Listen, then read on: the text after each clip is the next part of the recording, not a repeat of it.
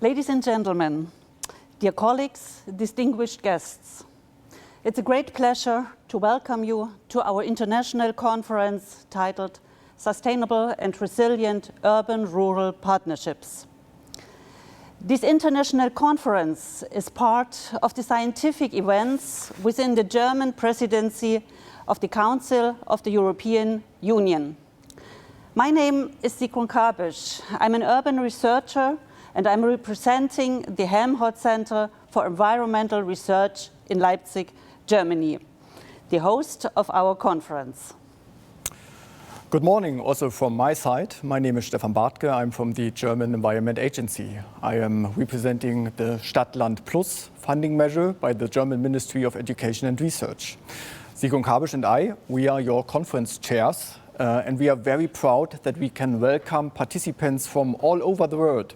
450 registered participants are joining us from all 5 continents. Almost 50 countries are involved, and that makes us very proud and excited to share the event with you.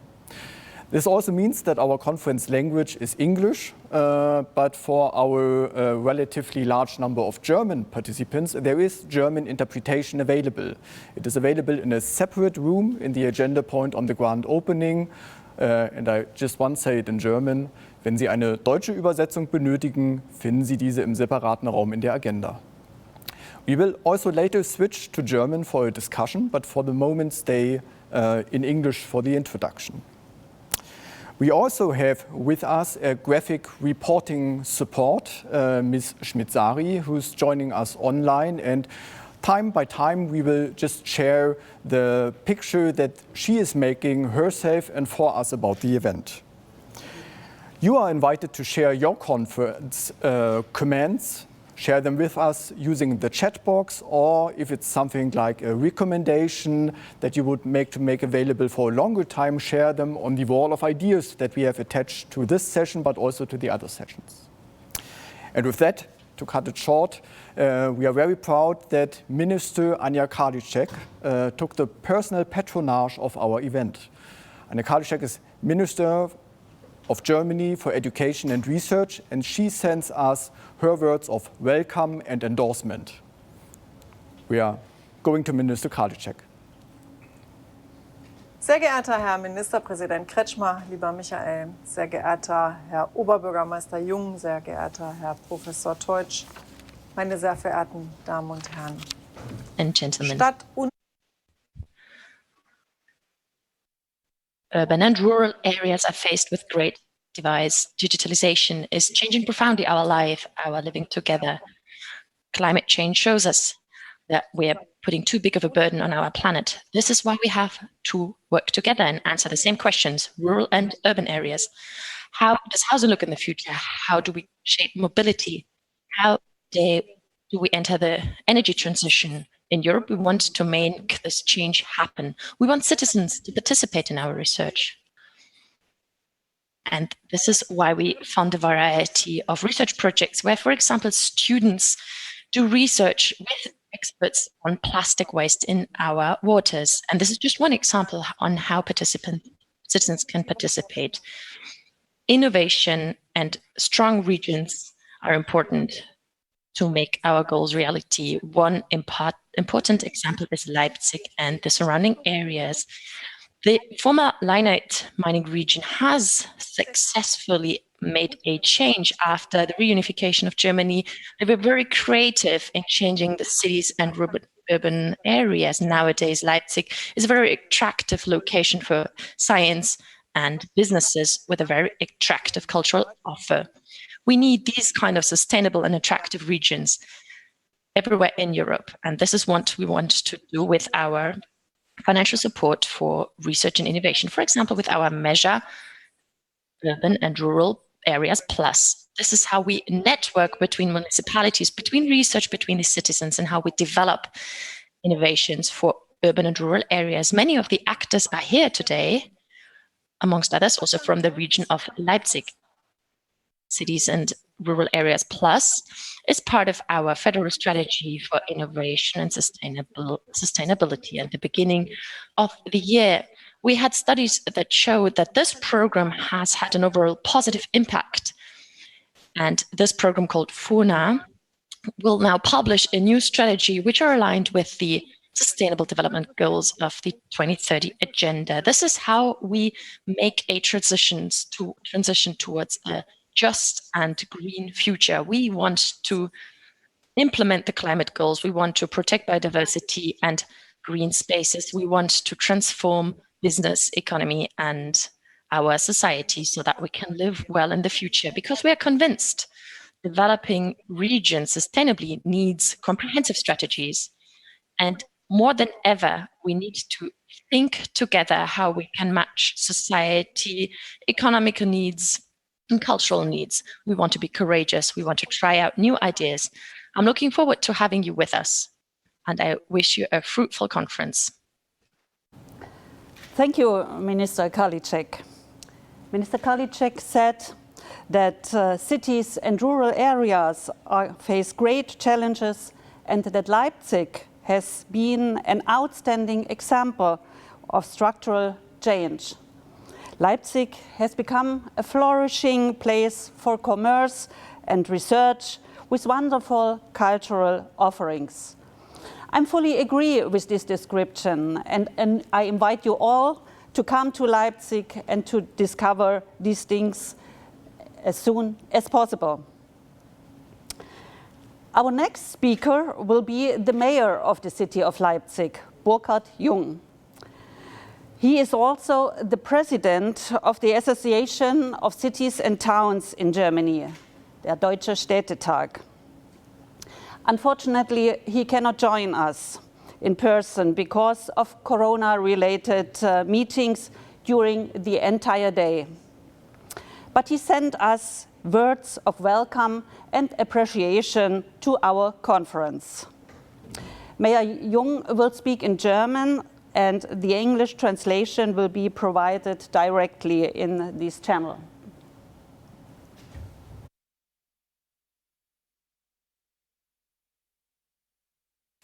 Dear Minister President, ladies and gentlemen, friends from all the world, welcome to Leipzig, to this fantastic conference where it's in fact about something very crucial.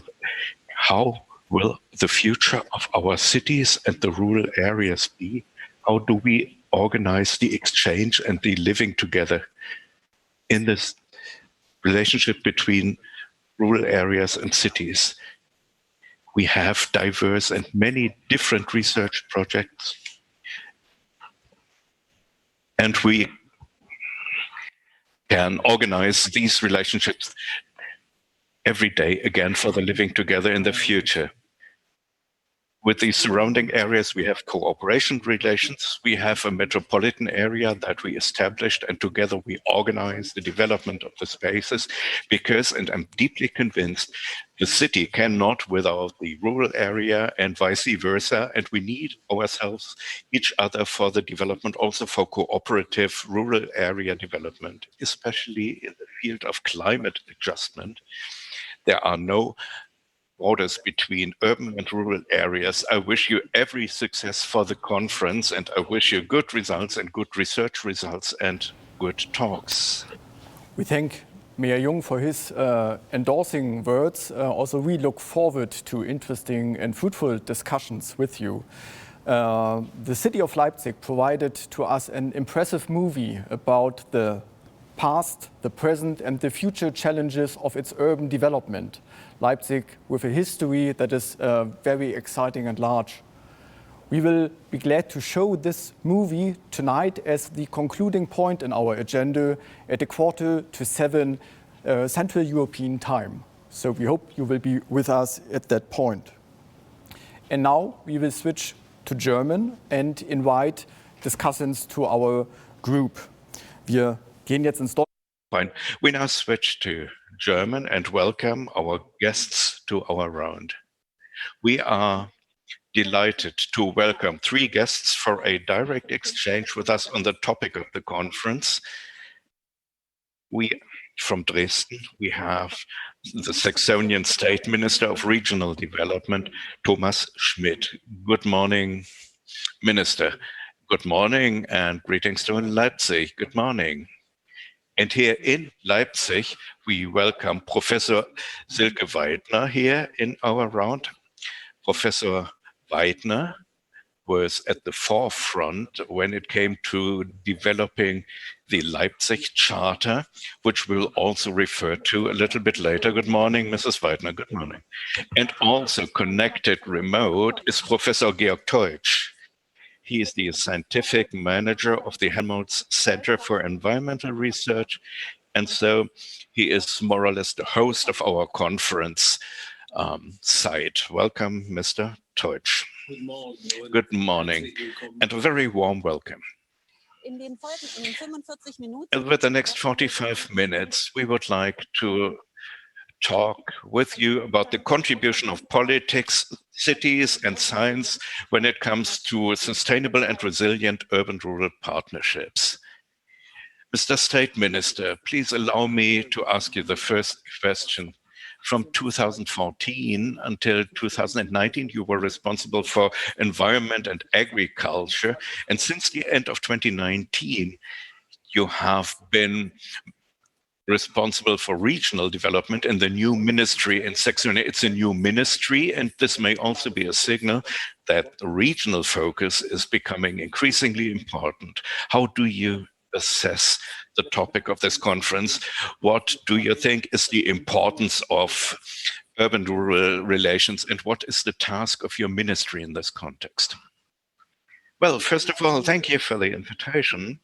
The topic of the conference mirrors the tasks of our ministry to a large extent, because isolated view of support of the development of urban-rural spaces, an isolated view and isolated from rural developments, I would say, has been a wrong approach over many years. Because first of all, if you want to develop certain spaces in an isolated way, you first have to define what is an urban or rural space.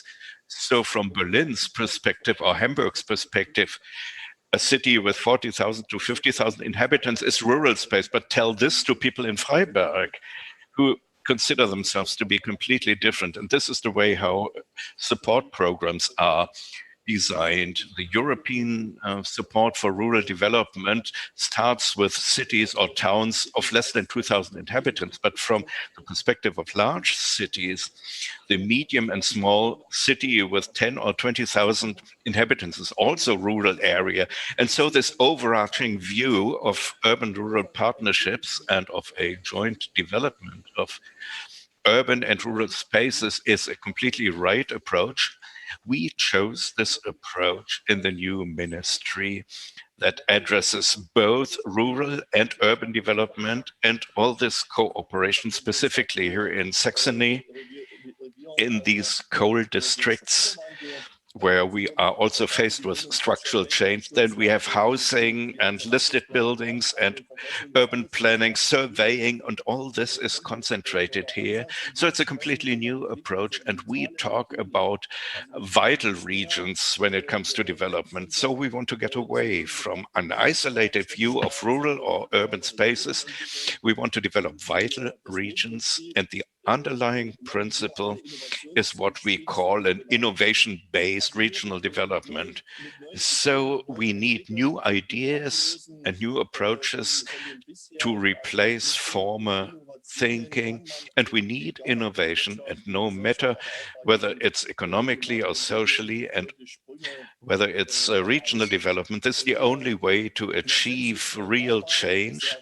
And we strongly rely, we have always been relying, and this was also my task when I was Minister of Agriculture, we strongly rely on involving people in the regions who develop their own ideas, and we give them considerable freedom when it comes to development. The European support of rural developments that we get, and we have the so-called LEADER principle, and Saxony has developed this much more than any other European regions. So the regions that found themselves, we have 30 regions in Saxony, It has nothing to do with administrative borders. It is orientated towards regional characteristics. They developed their own strategies, which we then approved. And over the past 7 years, they can decide on their own what they will support. And support rates and levels can also be defined there. And that was initially seen very critically in Brussels. Today, because it would open the door for abuse, but the opposite occurred. The people who meet in the bodies and who determine the subsidy and support rates, they had a very responsible approach towards using funds. Funds were even decreased by 10% because we have a limited amount of funds and you must be very responsible in applying these funds. And we have already become some kind of benchmark, but we are a positive example. We were courageous. We trust in the union. And at the end of the day, it turned out to be successful. And we are determined to develop this further in the new ministry. And urban-rural relations will be used and supported much more than ever before. As Mayor Jung also said it very clearly, the city needs the rural area and the rural area needs the city. So state-of-the-art digitalization possibilities, smart transport systems can be created, medical care can be based on a completely different approach, high-tech medicines with rural doctors' offices that can be connected, and new education offerings can be developed. The supply systems can also be digitalized. So it's not just the big players in online retail who use it, but this is also an opportunity for the small retailers with direct marketing and selling their goods via online portals and to reach a completely different group of customers in cities and villages. So they can make use of these opportunities. And for some years now, we launched a future initiative. Professor Teutsch knows it. We call it 7+. And this is also a reason for your event, that we join forces, and plus signifies that we want to create added values together, and we want to involve science, academia, business in order to develop projects. We want to bring people together and create a platform, and exciting ideas come up in that context. And many stakeholders from business and industry support this. Professor Teutsch is one of them. Thank you very much for this. And so these new ideas can be created in this way. So I'm quite optimistic. We should involve people. We should allow ideas to mature rather than setting the standards top down, and this can be the start for a successful cooperation between urban and rural areas. Thank you for this impressive stories and genesis of the development of this important topic and the presentation of the real pioneering function, and for which you are also famous. The last weeks raised the question how this extreme COVID pandemic can be managed, and you too, some will know, you were also affected. The question is, the bigger question is this pandemic also an opportunity for us? So, as some kind of wake-up call, or that new ways must be opened as a consequence of this event, so that new ground can be broken. It is, especially for rural areas, it is an enormous opportunity. We saw that quality of living, of course, in rural areas, also during phases of isolation or partial lockdowns and reduction of public life, can be managed much better in the rural area. And if you combine this with the opportunities offered by digitalization in order to develop new models of working, then it's an enormous opportunity, especially for rural areas. And of course, this also relieves cities, the tense housing situation in the cities. And this is definitely an opportunity. If you look at small cities and villages, if you can use vacant living space while at the same time working in the city. So it's an opportunity for entrepreneurs also to say, of course, we have to talk about broadband development. All these topics must be resolved. This must be resolved. And a lot of money was made available for this. And now construction is the bottleneck. And as soon as these issues have been resolved, this is also an opportunity that living, working, and development of business can be rolled out into rural areas so that the economic damage will not be so bad that we will have to pass a deep valley. We have to be realistic, but once we have crossed this valley, then there's an enormous opportunity, especially when it comes to urban-rural relations, economy, and living conditions in order to find new ways. Thank you, Mr. Minister, for your explanations. Now the keyword urban-rural development, resilience and sustainability. Now we have Professor Weidner in our round because she's at the forefront and she advised the German government in the development of the new Leipzig Charter. And this is the European level at which we are now moving. And the question that we would like to discuss with Silke Weidner is, why do we need a new Leipzig Charter? And what are the key issues which will also consider the topic of our conference? Well, thank you. And before we go to the concrete questions and maybe also discuss with the others, I would like to present the basics of the Charter so we all know what we are talking about. Sigrun Kabisch said that I had a major share in the development, but I'm just one of a larger group. I represent the Brandenburg Technical University at Cottbus. We were mainly responsible for the scientific part and for the fundamental study that underlies this, but also the dialogue process. And ultimately, in the development of this charter, the other partners are the German association EUKN. And over the past 2 years, we intensively worked with the other partners, the Federal Ministry of the Interior. The new Leipzig Charter, I would say, is a child of its days. Many terms were mentioned: resilience, divide between urban and rural areas. And this is also where it belongs to.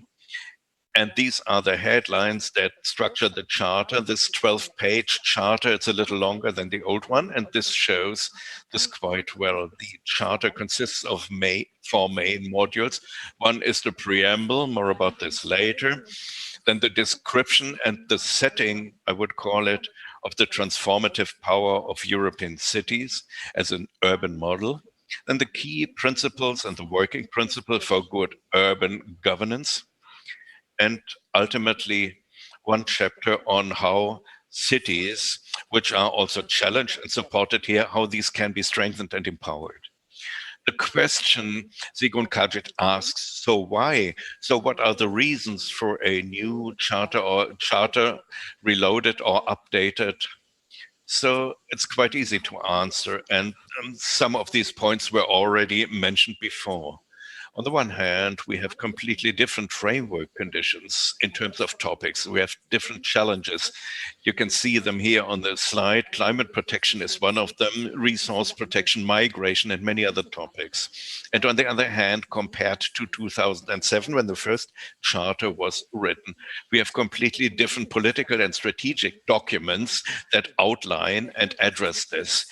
Remember, in 2007, the Leipzig Charter was one of the first international European document that addressed the topic of urban development. Now we have the new urban agenda, the SDGs, the Green Deal, so many things which already address these topics. And now, how does this charter look? I show you this diagram here, maybe just briefly with its heading here.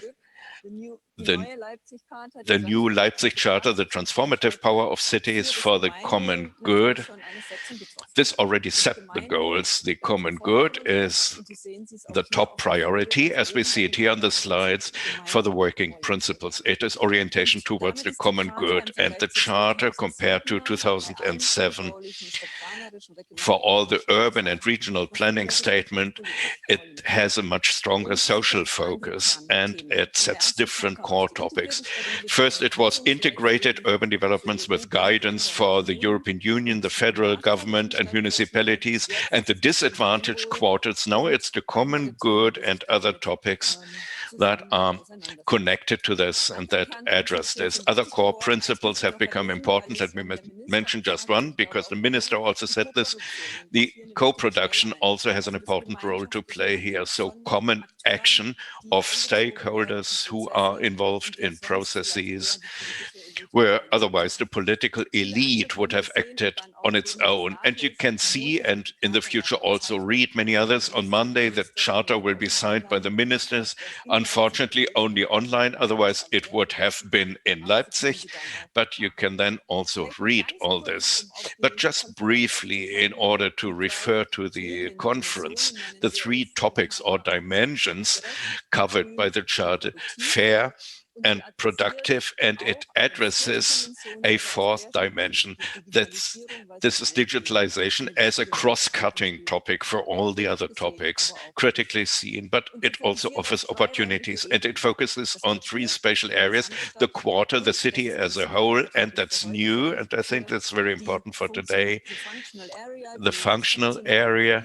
So this is the urban-rural relationship that's new in the charter, and this is also connected to a stronger focus on smaller cities. The old charter focused more on large cities, even though the authors had a different view, but that was the feedback, and now this has changed. But at this point, I would like to stop, and I would also like to answer further questions. Well, thank you very much for this statement. You said that it's very important to achieve a broad participation, and the minister also mentioned this. So how specific is this? How can we imagine this? We have citizens, we have municipalities, we have academia. How can all these stakeholders participate?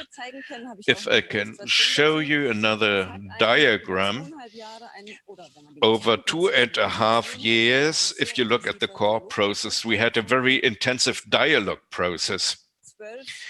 We had 12 meetings, 16 in the European framework, and during these meetings, we had representatives of stakeholders. Otherwise, it would have been impossible to manage this, who voiced their opinions, who contributed also their knowledge and their views. Just let me mention a few at a national level. We have representatives from academia as project partners, from municipalities, also from smaller cities, deliberately from regional associations, the German City Association, the German Industry and Chamber of Industry and Commerce, and many stakeholder organizations who focused their opinions and contributed this.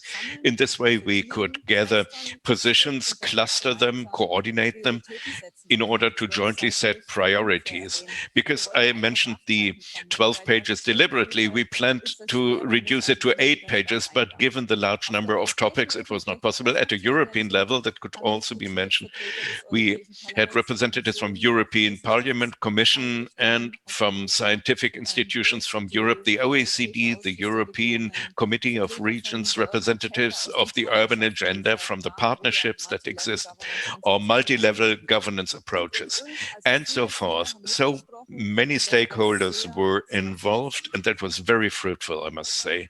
Well, thank you. And this shows how intensive the different levels at which all this was discussed. And from my side, I would also like to thank you very much. We now come to our third participant in this round, Professor Georg Teutsch, who is also connected here.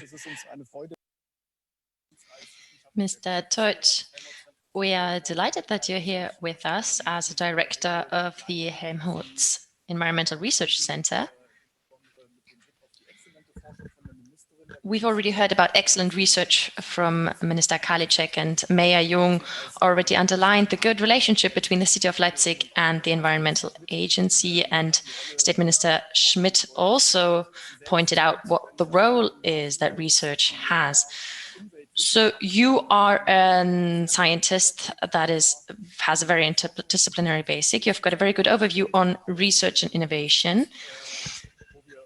And this holds true for our host site today, the UFZ, the Environmental Agency. So what is the importance of urban-rural linkages, maybe from your personal viewpoint as an interdisciplinary scientist, but also when you look at the research projects that are carried out here at the Institute? First of all, thank you very much. Do you hear me well enough? Great. Well, you've already mentioned it, so did the other speakers. Urban-rural linkages. So basically, we don't really make a distinction because we're talking about complex relationships. I don't need to mention them again: climate neutrality, energy supply. We have to switch to renewable energy sources, be resource efficient. And at the same time, we want to increase the quality of living. We want to live well, and for that we require an income and we need to create value. Otherwise, we won't be able to implement it. And bringing all these aspects together is already quite a challenge. And what is crucial is that we link urban, peri-urban, and the surrounding, the rural areas. If you look at the challenges that we are facing because of climate change, biodiversity, water management, forest management, these are various projects in rural areas. And on the other hand, we need to adapt. We need to transform our behavior, mobility, how we live, how we use our resources and energy. So we cannot achieve all these goals if we don't bring these issues and regions together. And here in our institute, we have a very strong scientific foundation, but we also have specialists that look at urban and rural areas. And we also have social scientists, because it only works with human participation. That's why I'd say it's an extremely interesting topic. I could go on forever about all the opportunities we have due to globalization that's already been mentioned. We always say it's going to be difficult, transport lines in rural areas, they're isolated. But let's imagine, let's look ahead for 10 or 15 years, maybe autonomous transport, maybe small scale units and vehicles that are driving around with electricity, of course. At times we want, and maybe some few buses, some few trains that will only run 3 or 4 times a day.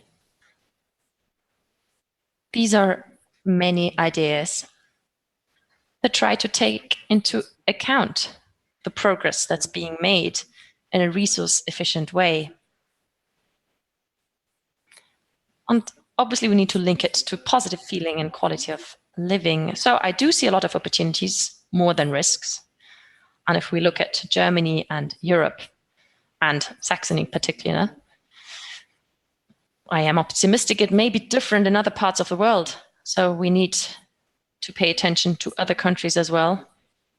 But if we're looking at this conference now, we're talking about a variety of issues: technology, governance, new forms of cooperation. So this is extremely interesting, and I thank you for that. You started as a scientist, of course. You started with the complexity and understanding of systems. And this also is a factor why we have a variety of topics today at the conference. And then you closed the gap and talked about governance and social sciences. That is a very important question. Do we know what we need to do? How do we implement all these goals in our everyday lives? That's why we have a number of questions relevant to the social sciences. You've already hinted at some of them, but maybe you have an interesting hypothesis that we might want to look at in greater depth.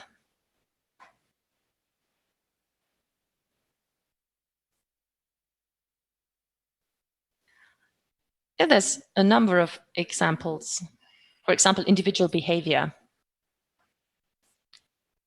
How can we achieve transformation that's not only technical, based on engineering, but how do we live this transformation? How do we adapt?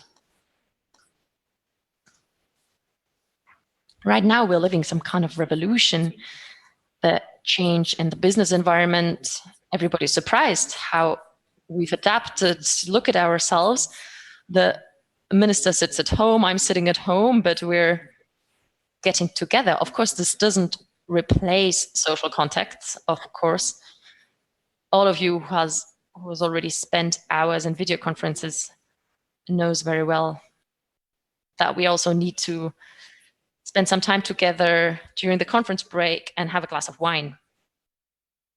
Nevertheless, our world is changing. Systemic crises like COVID-19 also offer opportunities. The role of science is important, and we can see what the role is compared to other countries.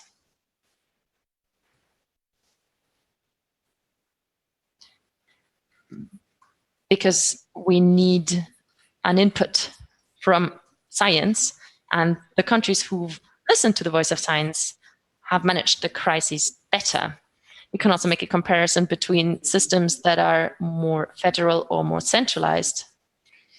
There was a discussion yesterday between the chancellor and all the minister presidents that took 7 hours. And maybe it's actually good that it takes 7 hours, because that means we don't have one size fit all approaches, but we have different solutions. And I think in Germany, this works quite well. We can draw comparisons with other countries who were at a similar level when it comes to wealth, but who've managed the crisis less well. So I think science does play a very important role. And if we manage to roll out these vaccines and distribute them in the population, then again, there's a crucial role for research and science and innovation. I do believe that these crises offer opportunities that weren't there before.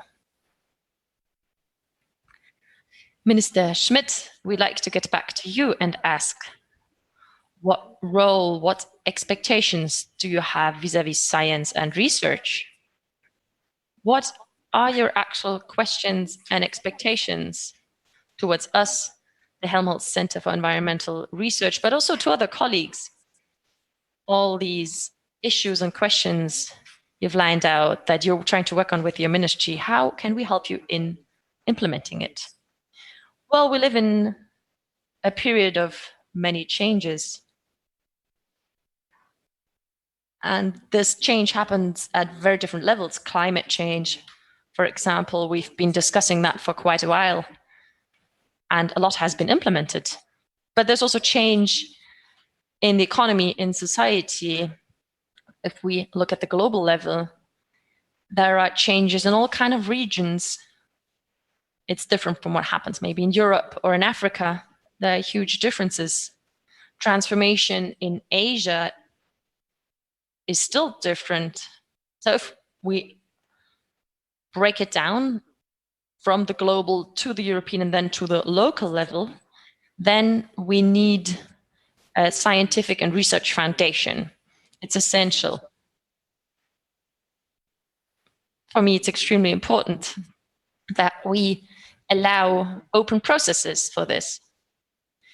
Policymakers have a tendency, and obviously I'm part of that, so I'm critical myself. There is a tendency to formulate goals and frameworks, and that of course is important.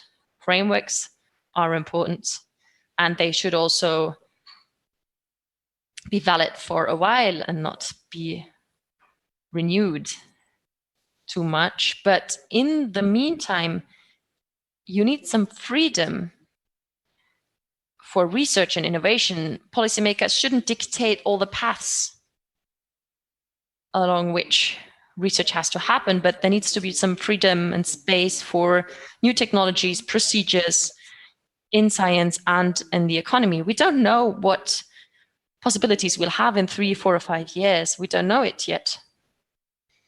And, you know, one example could be energy transition. So policymakers shouldn't determine the paths. It should be up to science and research to open up new possibilities and find the best solution. In my view, it's important to give freedom to science and research, but we also can have expectations that they will take up these challenges and accompany our considerations and processes. And I'm very happy that we had quite a priority in Saxony in the late 90s, early 2000s on research and innovation. There was a lot of criticism back then, but we really shaped a research landscape. Universities, research institutes, business research institutes, that's a characteristic in Saxony as well. So we have to look at how can we go across different disciplines in science? How can we go and think beyond these boundaries between science, between business, between academia? This is silo politics. We need to be done with that. We have to move away from clear and narrow target groups, but we need to focus on goals, not target groups. And then we'll enter an open process of innovation, which will deliver incredible things. I already talked about City and Rural Plus. And as I would like to say, we need to organize spontaneous events and synergies. We need to bring together different goals. Now we're talking about urban-rural linkages, and I think it'll deliver amazing results. So as I said, policymakers need to formulate clear goals and set frameworks, but it's up to science, businesses, society at large to fill in this space. And that needs to be a free space with open possibilities in which paths can be found. Thank you so much. Let's have a look at the feed. So we're looking what questions you've asked in the chat. One of the questions actually fits quite well to what Mr. Schmidt has just said. A researcher from the socio-ecological area asks for structured pathways that can include research and science into policymaking directly. So Minister Schmidt has already been quite clear on what position he has, but I'd like to bring Mr. Teutsch back in due to his long experience with the translation of social science or science research into policymaking. How do we get these results from science into policymaking?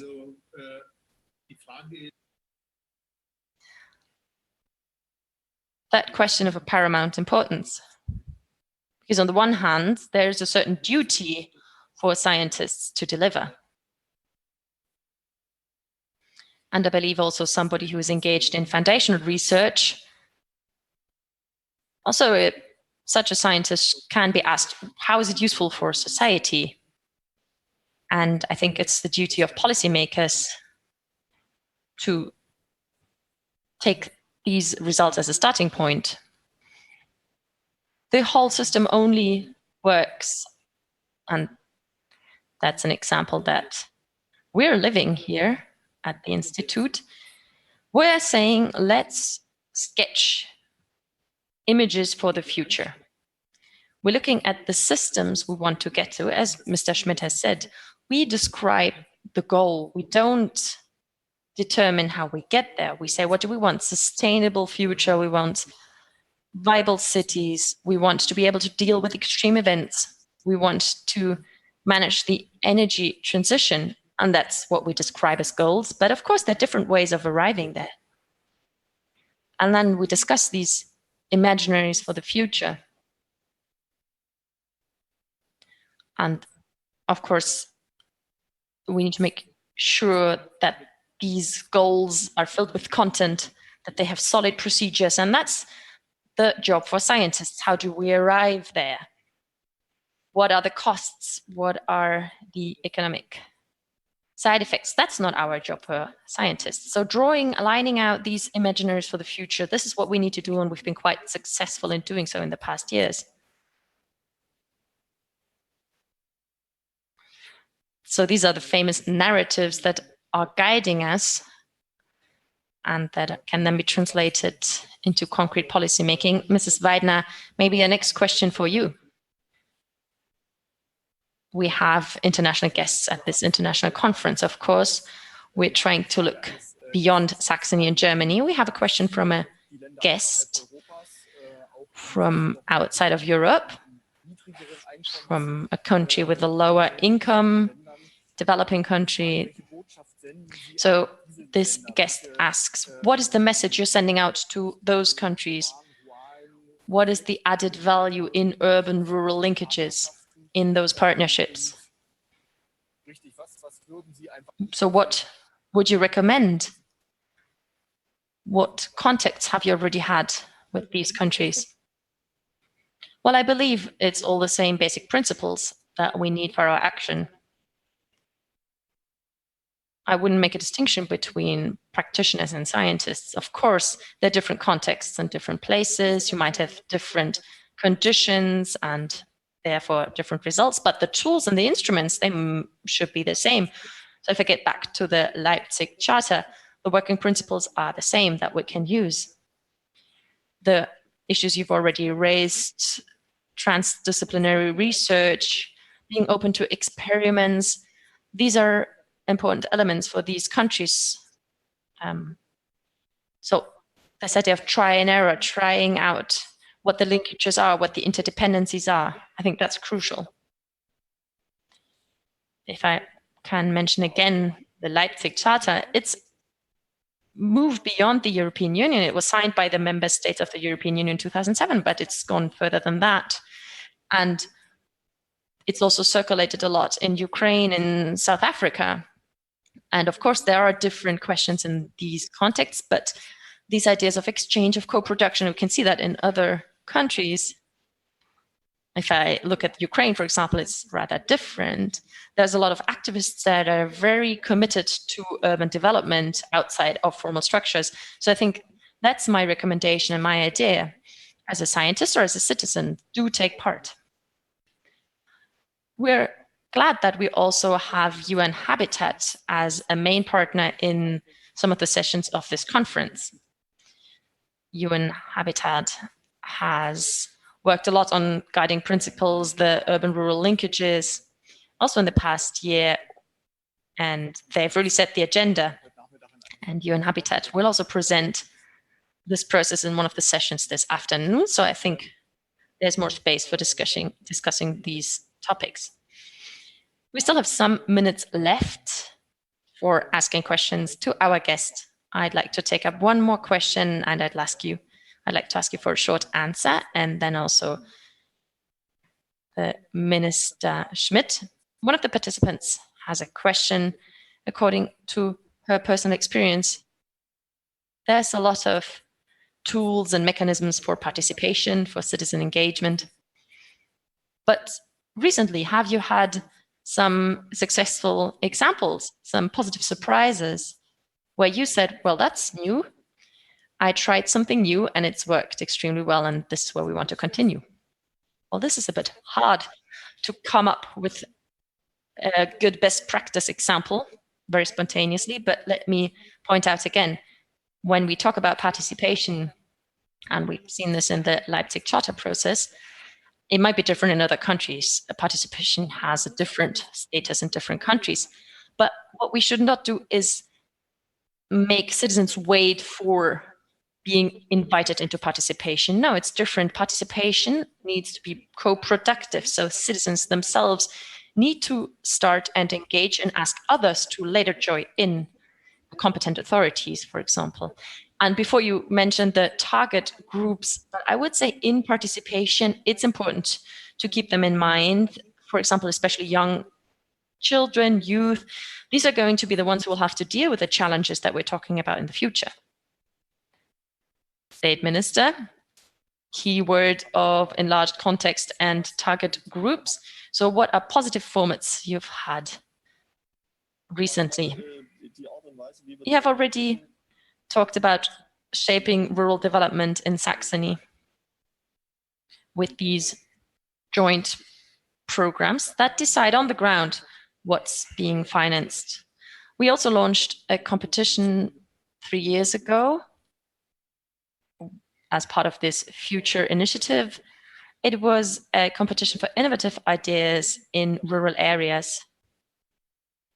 There were 2 modules. One of them addressed municipalities and associations in rural development, and the second module, which was a bit smaller, addressed everybody, any citizen, individuals, any association or business.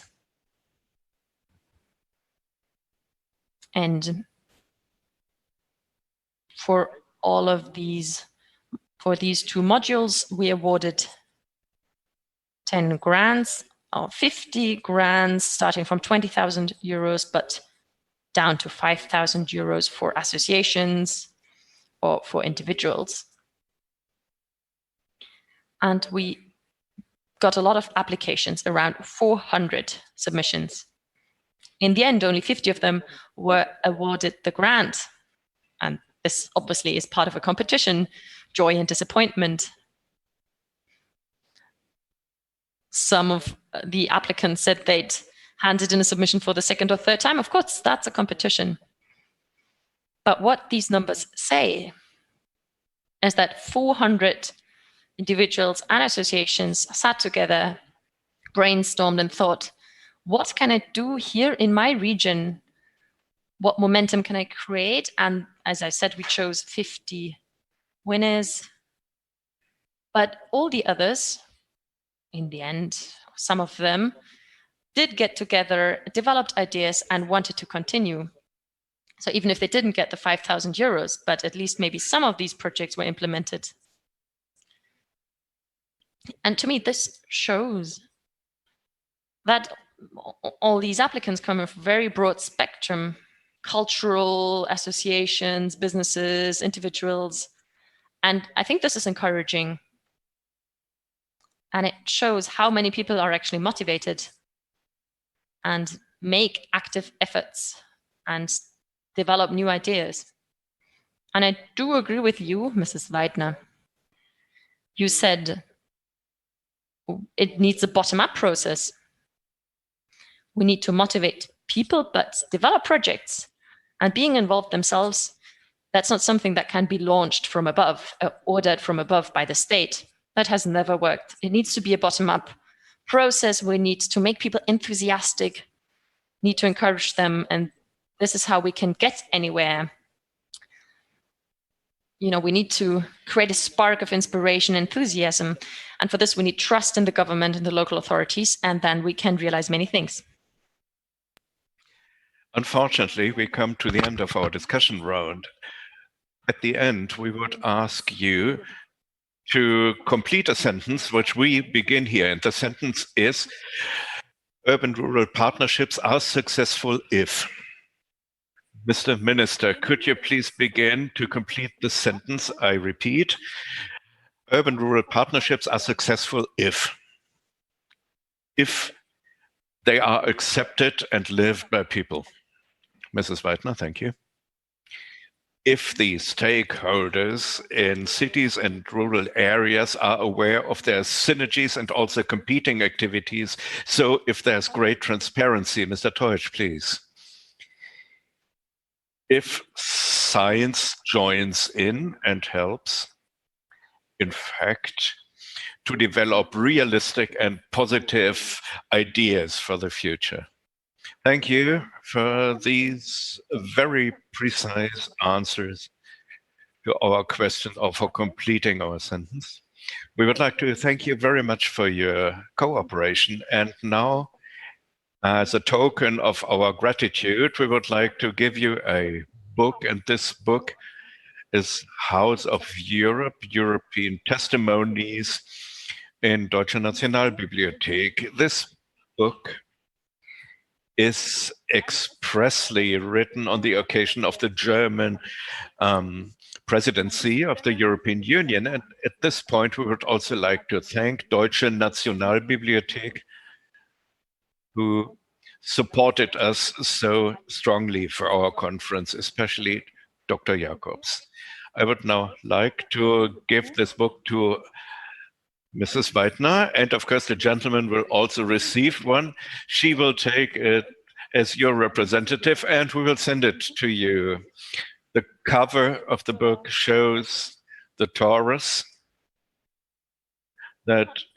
who kidnapped Europe and brought it to a country that had no name.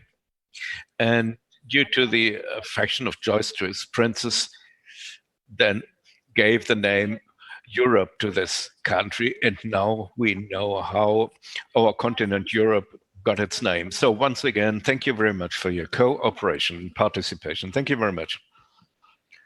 Thank you very much, and I wish you further success in your conference. And from my side, I would also like to thank you.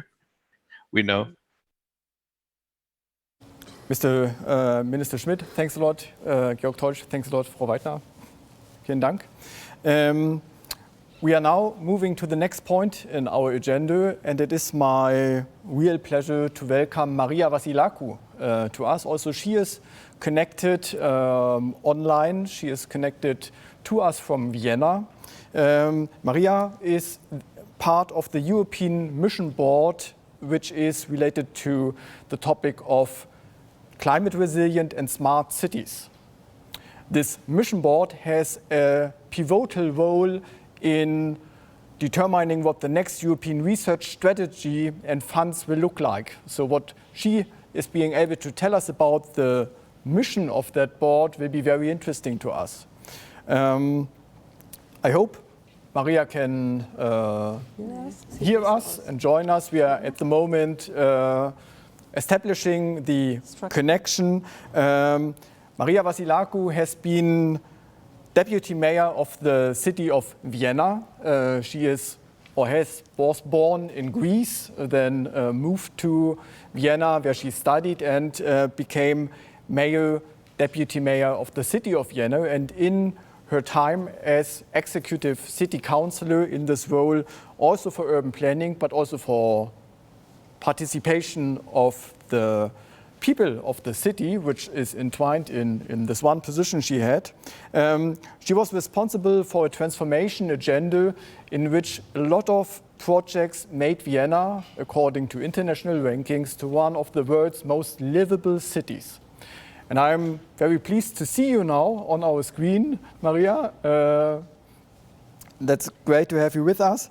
And in your talk, in your keynote presentation now, you will share with us your view, let's say not only on the practical approaches and challenges, but also on how they maybe have a gap to the political visions outlined at a certain point in time. And you will make us familiar with different ways on how to bridge this gap that we are facing. We are very much looking forward to your interesting presentation, and to our audience, just once more at the start, you can put some questions into the feed or to the chat, because we will have also a short Q&A session then after the presentation by Maria Vassilakou. Maria, the floor is yours. It is a great pleasure to have you with us. We are very excited and looking to your presentation. Well, good morning, everybody. It's such a pity that I cannot be with you physically in Leipzig, but at least virtually. And I will start sharing my screen so that we can actually get started with my presentation immediately. Now, I will be speaking today about the vision of climate neutrality, of climate neutral cities and regions in Europe, about bridging the gap from vision to reality. And don't get me wrong, you have heard I've been actually a city politician, well, most of my life, to be honest. So you may excuse if my focus starts from cities. But as you will see, it's about time we all realize that it is not the scale of the city. It is more or less the scale of the region, and especially the metropolitan regions, that we need to address in order to challenge, to tackle the challenges of the future. Now, we are already in the metropolitan century. We know that by mid-century, 85% of the world's population will be living in vast metropolitan areas. And it's about managing growth. If we manage growth, we can manage to use it as an opportunity and actually leave this to the past. Because we all know that in the second phase of agglomeration, well, especially metropolitan areas are facing a vast number of challenges. Let me say here first and foremost, let me mention the high costs for housing, the high demand for infrastructure investment, but also urban sprawl, congestion, pollution. And well, let's say that the role of national states is not exactly what is needed from metropolitan areas most of the times. I would say most of the times it's about pushing them even further out of their borders. And this causes spatial disparities and, of course, the gap between the rich and the poor growing.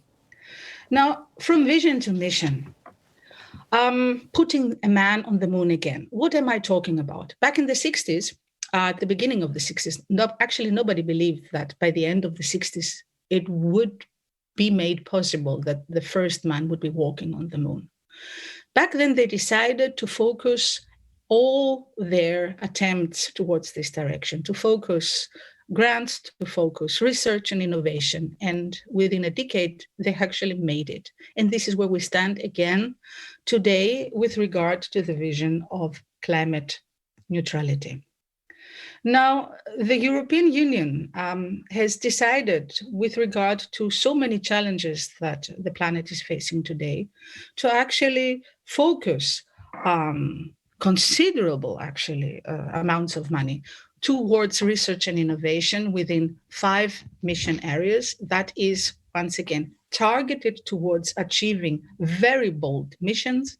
And as you can see, one of these mission areas has to do with cities. It's about climate neutral and smart cities.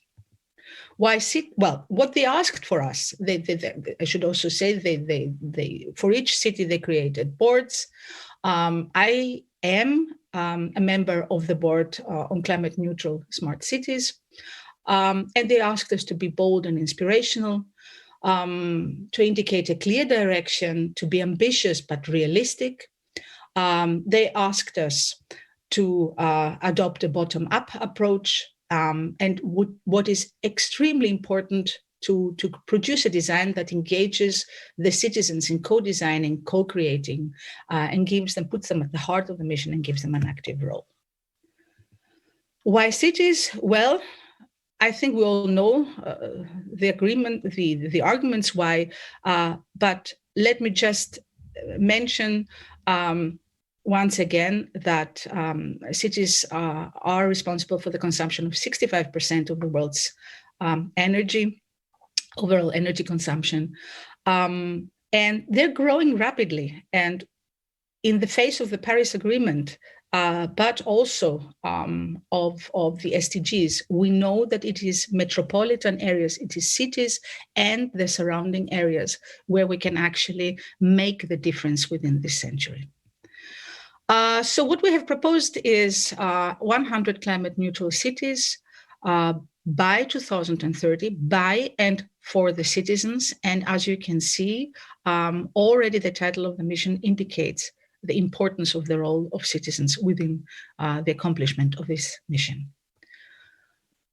It is about a new model of city governance, so it's a holistic approach.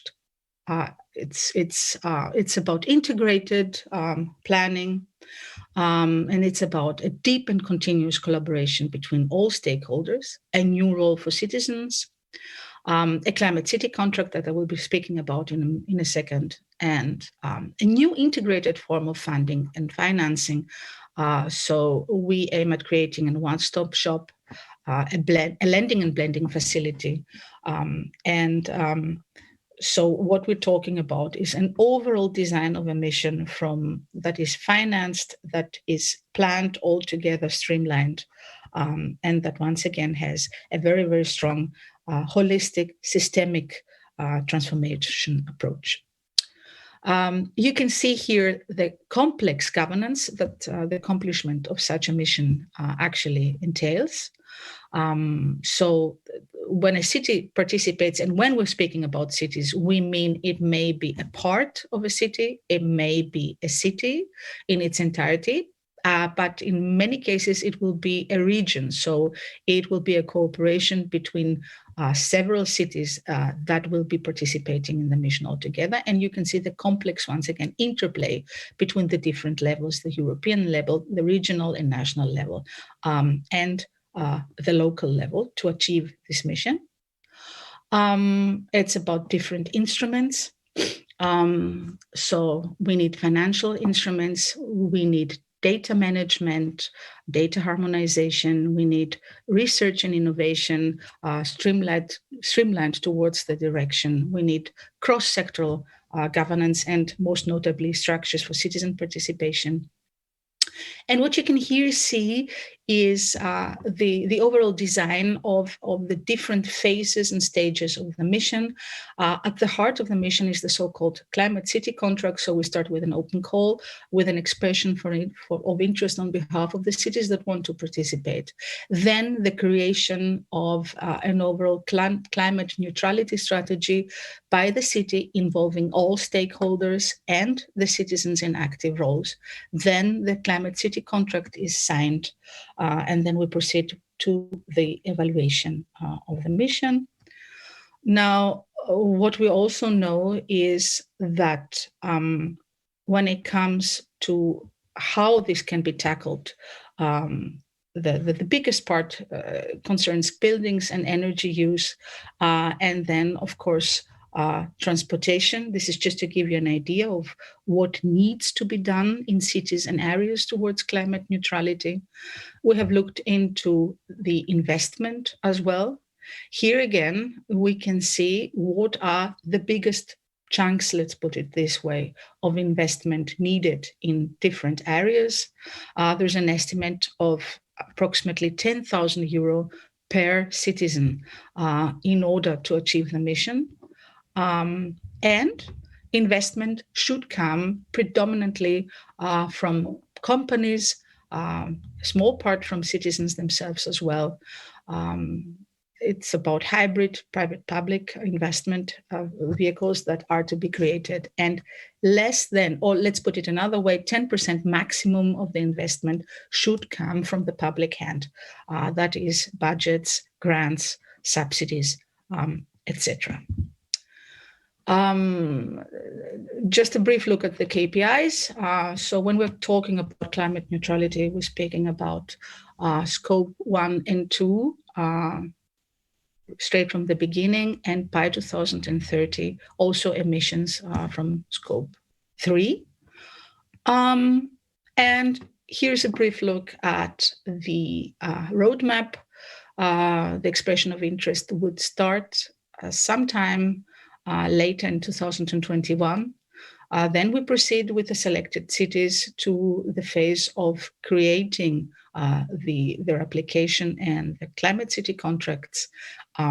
This will take, of course, different amounts of time according to the preparedness level of different cities throughout Europe. But we plan by 2023 to have started with everybody, with the implementation, actually, of the mission. And at the time being, already several Green Deal calls have started.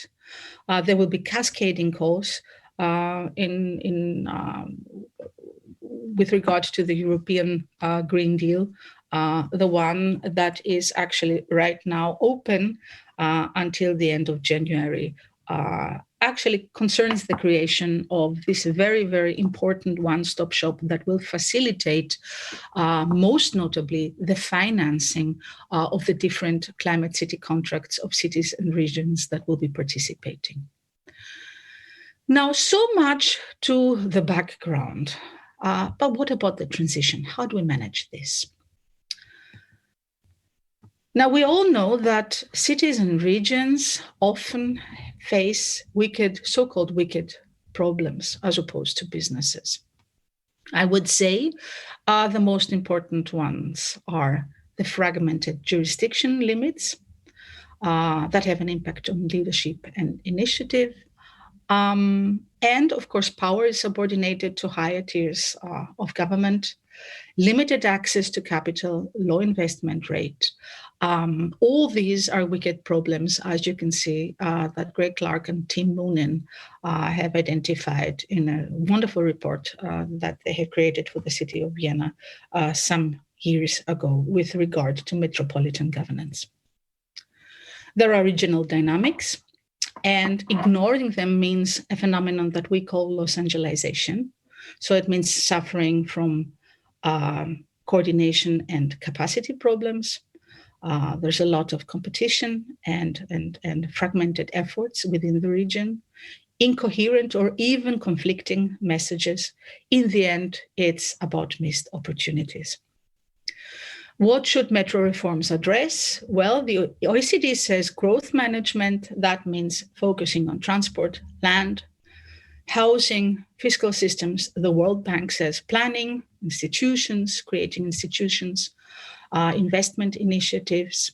Here you can see just an example of how this is done and how, once again, Tim Moonen and Greg Clark from the Business of Cities, where you have really precise advice on the different parts and issues, what can be done in different metropolitan regions according to where they stand right now.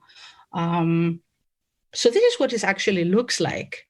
But then I would like to focus today on the how, because I think that we all know the what has to be done. But right now, facing the challenge of implementing all this, actually, the most interesting question most of the times is the how. We look at here yet again the business of cities, city planning versus metropolitan planning. So you can see city-focused planning has a single jurisdiction, single tier, land use and infrastructure focus, for instance, whereas metropolitan planning has an integrated approach, long-term, private sector has to regard the private sector as a partner, and so on. and so forth. And here, once again, we can compare the options. We can see that we have, for instance, sectoral policies in cities very often, whereas we need integrated planning when it comes to the regional level. It's about networked governance, spatial cohesion, high coordination. I say this is the biggest challenge that we're actually facing. When it's about the transition from city to region, it's about leaving antagonism behind and understanding regions as functional entities. So it's about cities and suburbs and peri-urban areas and rural areas surrounding a city and looking at it and focusing on its entirety. So these are the challenges we're facing and the required transitions. Look at retrofitting, for example. Here we need to make the shift from corporate to individual. That means coming into the houses of people. And how do we make it? How can we make the shift there and facilitate actually that individual homes are retrofitted at a high scale? When it comes to energy, it's the other way around. It's from local to systemic. We have thousands of excellent local initiatives when it comes to green energy, to clean energy throughout Europe. But how do we scale up all this? How does it become systemic? When it comes to transforming mobility, it's about the shift from infrastructures towards services. Then it's about the cultural shift from consultation to citizen action. When it comes to governance, it's about realizing that it's not about the state providing everything, but the role changes towards the entire ecosystem management. That means stakeholder management in the quadruple helix. And when it comes to financing, it's from pilot to scale. So we need a new paradigm for the regions. Thinking out of the box, stepping out of silo politics, integrated urban and regional planning. We will be able to hear a lot about the Leipzig Charter later, so I won't be going deeper into this. The new culture of cooperation and collaboration, and once again, scaling up, so partnering for bankability. And within this new paradigm, we need innovative financing and legal instruments, systemic innovation. So the transition from closed to open systems, especially when I think about cities and regions and making this transition. It's about technical and social innovation, and it's about governance innovation and a new role for citizens, the citizens and regions. Now let's look into different regions and what they're doing today and what can we learn from these examples. Starting with transport, the whole issue of transport, where we need systemic innovation.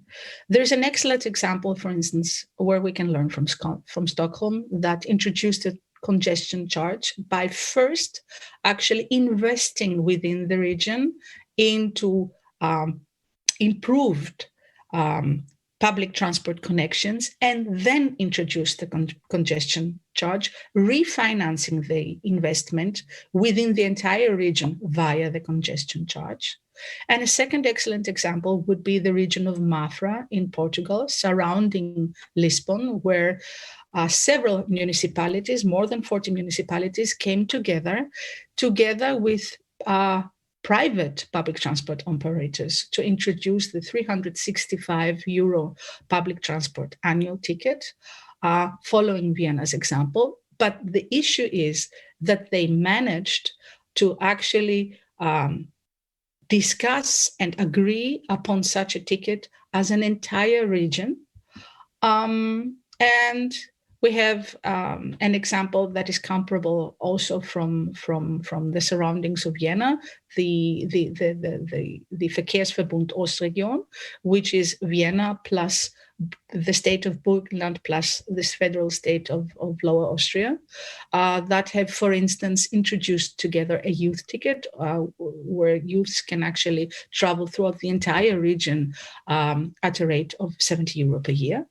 But this is just a few examples of what can be done and achieved at the regional level. If I look into the future, I say it's about sharing schemes. It's about demand-responsive bus services that can be the way to solve the transport problems in rural areas. It may be about open last-mile delivery systems, given that we have the technical innovation that we need in order to achieve this. And it's about, of course, expanding mobility as a service projects from cities to entire regions. Let's look into integrated planning. Very encouraging example from Copenhagen. This is something I think most of us must have seen, the so-called famous finger plan with integrated spatial strategies for land use across the sectors. We have areas around assigned for urban growth, integrated transport planning, and a shared climate plan and vision and brand. I think that this is one of the best examples I know of regional cooperation up to now, followed by Paris, that after long discussions and struggles has formed the Métropole du Grand Paris, where we have the municipalities within the Greater Paris region working together. And from 2016 onward, they have achieved alignment of their plans with each other. And also, which is most important, they have Inter-Municipal, a new Inter-Municipal governance structure, and also allocating funding together. So this is actually one of the most tight examples when it comes to the new ways of tight governance within regional, within metropolitan regions. And then the very encouraging example of cross-border collaboration from the Öresund region, where you have the southern Sweden region and the Copenhagen region working together for years now with established cooperation structures, aligned local plans, a shared vision to be the first climate neutral metro region worldwide, shared investment and infrastructures, and most important, shared revenue. Now, you have a trend towards strategy development as a PPP, most notably the example of the London Stansted-Cambridge consortium, which actually is formed as on a membership basis and works together with stakeholders from the entire region to produce a plan, an integrated plan for the entire region up to Cambridge, and is one of several examples worldwide of how nowadays strategy development is being actually is being held as a PPP, involving once again the private sector and different stakeholders straight from the beginning. Then we can take a look at the Greater Manchester area, where from 2011, the Greater Manchester Combined Authority was formed, and where what I find extremely important is the focus straight from the beginning on the entire metro region as a point of reference when developing strategies, stakeholder coalitions, and governance models. So this is one place, pretty much like in Paris, where new governance instruments were developed, where blunt tools were changed, were turned into effective governance, and where actually the city itself managed the transition between focusing on its own jurisdiction, borders, well, leaving this behind, and now taking once again the entire region as a point of reference and working actively with stakeholders. Maria, thank you very much for the very interesting examples. Just to also allow for some questions from the audience, I'd just like to remind them to put them into the feed and maybe ask you to close in about 2 minutes. Thank you. I can make this. So we have here once again also an example of Swedish cities coming together, Spanish cities right now forming a consortium to be part of the mission, or the Oslo region that has actually put together 78 municipalities to create a joint branding initiative that has been actually very, very successful within the last decade. And let me sum it up by showing you also the examples of Amsterdam, where we have the PACWIS and several initiatives of involving the citizens in public plural partnerships, and actually together forming visions and strategies for the entire region with an active role, once again, for the citizens. Now, what are the main takeaways and perspectives out of this? I would say, first of all, it's about a new culture of cooperation. And there are trends, once again, towards new tight governance models for the regions, but also hybrid models involving businesses and the private sector. There are emerging public plural partnerships involving the people in strategy creation and in concrete action. There's a trend towards PPPs. That means, once again, an active role for businesses and for regional private partners that will actually themselves develop initiatives in terms of bringing the city forward, cooperate with the city, and develop new strategies and actions towards climate neutrality. There are branding trends for entire regions that start realizing that it is not only about regional cooperation, but creating a common brand, common storytelling, a common identity, where we may have up to 100 municipalities working together. There's a new leadership that we need in order to do this, most notably one that actually involves collaboration at its heart. Just to give you one last example, it is also about sharing costs and sharing benefits, something that has been actually achieved at the very, very local level. I would say inter-municipal revenue redistribution, for instance, when deciding to create business parks in the past. This is what we need actually now, looking into the future and climate neutrality. It's the need to realize that we need joint investment, and then once again, actually redistributing benefits from investment throughout the entire region. So realizing it's not about the city, it's not about rural areas alone or peri-urban areas, it's about realizing that we are in our entirety a functional entity that needs, once again, to work closely together, to plan together, to finance together, and to use revenue together in order to achieve the very, very ambitious vision of climate neutrality. And with this, I would leave it at that and say thank you for listening. Thank you very much. If we would be in a big room with lots of people with us, I'm sure there would be great applause coming up now. Comments are in the chat also applauding for an excellent presentation. So Maria, thank you very much for sharing these rich views and examples with us.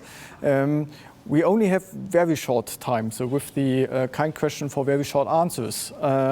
We are asked, how can we actually institutionalize the rural-urban, let's say, partnerships and also linkages? How can we bring that really into institutions when we face administrative borders in our day-to-day practice? Well, I would say that the mistake we make is that we always think we have to create new institutions. And don't get me wrong, I find it wonderful what Paris has done, or Manchester. This is why I brought these examples. But then we all know that this takes years of struggle and discussion. So why don't we take the other direction and create soft, actually,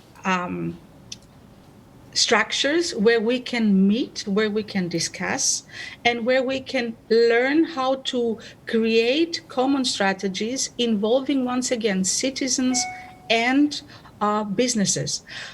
So let's think of our roles towards stakeholder management, leading the direction and organizing stakeholder management. And this is what I meant when I talked about the shift towards open systems, not trying, to know everything in advance yourself as a municipality, but work together within the entire region to produce something new. Thank you very much. Also, the involvement of business, of the public, as you are saying, is addressing one of the questions, asking for good examples of public-private partnership cooperation. A final question with regard to a short answer, please. Do you have specific recommendations, again, looking to the global south? What can be translated, or who are maybe good context points that you would recommend? I would say what is the most important part when it comes to the global south is, for one thing,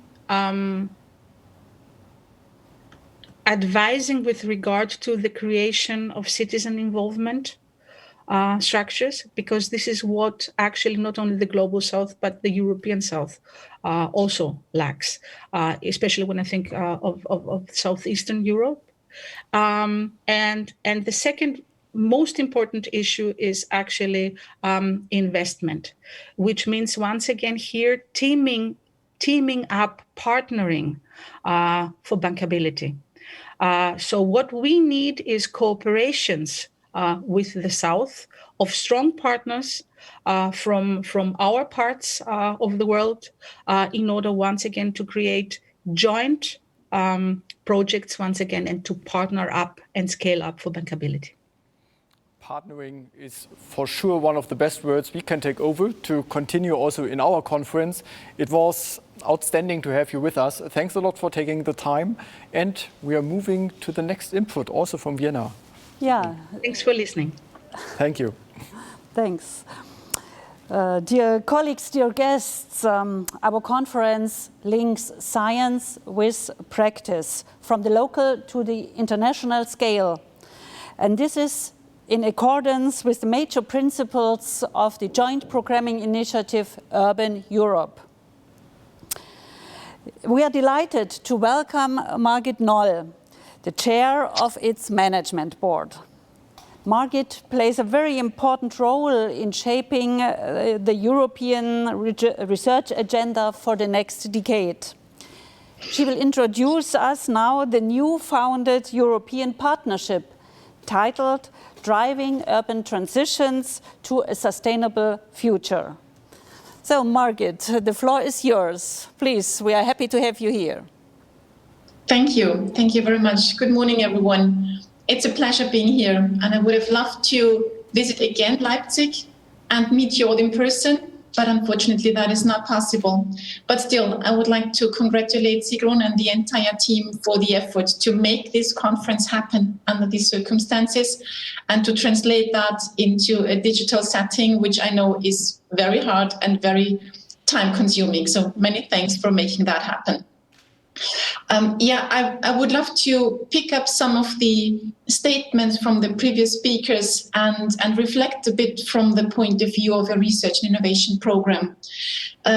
Also, the importance of urban and rural cooperation has been mentioned. The importance of transforming our functional urban areas is key, and it has been laid out previously that we will not be able to meet our sustainability goals, might that be the SDGs, might that be the Green Deal or the Leipzig Charter, without really looking at the urban functional scale.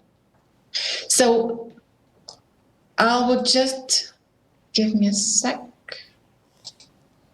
try to share my input, and I hope you can see that. So you need to give me a hand if everything works. I would like to share our approach and address the role of research and innovation and science in the whole setting to make this transformation happen.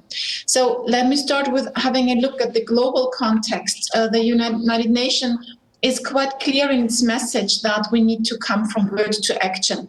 The SDGs the implementation of the SDGs has been rather slow over the last years, not only in Europe, everywhere globally. So the clear call is to get into action and come from theory into practice on all possible levels, right? We need to look into our policy making on a national and global level. We need to focus on the local action at the core of transformation in the neighborhoods, in our cities and regions, to transform the local policy making and change our approaches, implement new solutions, but also on the people level, get into action and let the society be part of that.